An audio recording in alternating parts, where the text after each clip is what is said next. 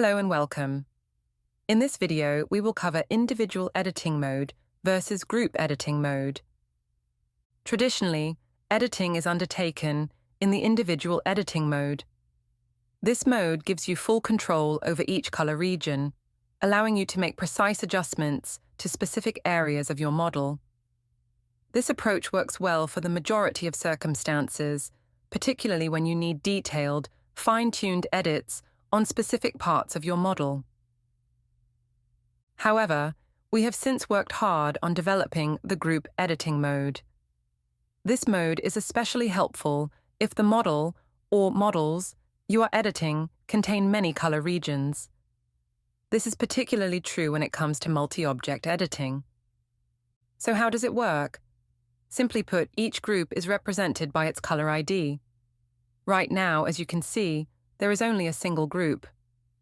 That's because all of the color regions of this model have the same group ID.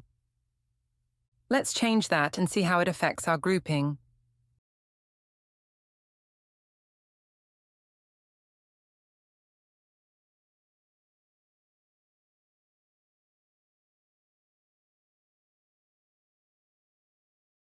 As you can see, we've now created two groups. Now, when we switch to group mode and select a group, it's no different from selecting all of the individual members of that group. But this saves you a lot of time compared to selecting them one at a time.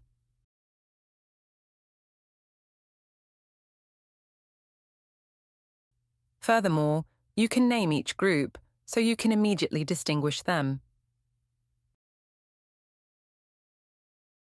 Now, let's look at an example where this feature is even more helpful.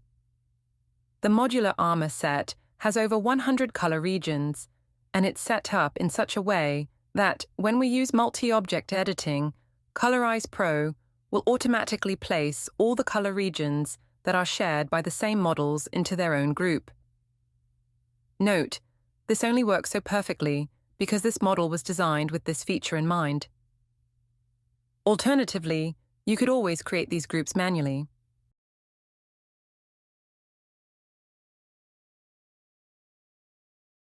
As we switch to group mode, you can see how much easier this makes it to work with.